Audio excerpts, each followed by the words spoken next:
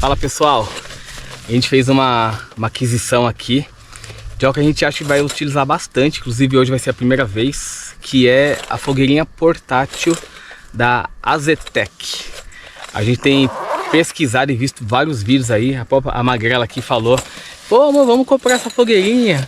Pelo seguinte, galera, porque a grande maioria dos campings, eles não permitem que você faça fogueira diretamente no gramado, né? E eles estão corretíssimos, justamente para você não estragar essa parte do gramado. E aí eles têm essas fogueirinhas portáteis, igual a gente mostrou aqui, vocês vão ver aí no vídeo. Aqui eles têm vários ambientes. Só que essa daqui, como ela é portátil e ela fica suspensa, não vai agredir aqui o local. Então hoje vai ser o primeiro dia que a gente vai utilizar. E olha o tamanho da bolsinha, né? Só isso. Muito simples, galera. Então a montagem é super simples. Quero que vocês confiram aí com a gente essa fogueirinha portátil.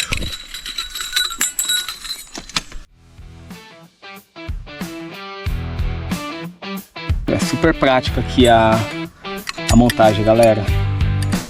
Não tem como errar.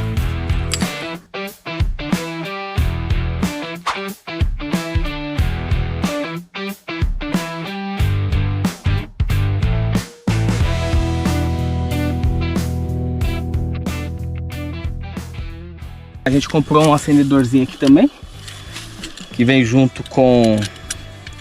Junto não, né? Dependendo do como que você compra, ele vem assim. E aí ele vem dessa forma, galera. Prendeu ali, soltou um pouquinho o gás aqui, ó. Pô, é isso, ó.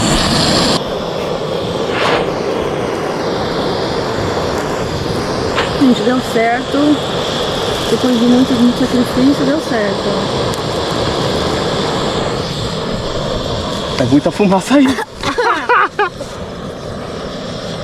Esses troncos aqui eles são muito grandes, né? A gente tinha que ter uns gravetinhos menores.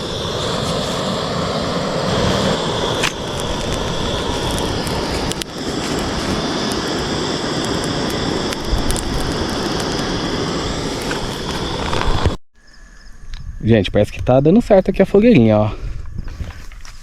Olha só. Muito bacana, ó. Longe do chão, não danifica o gramado.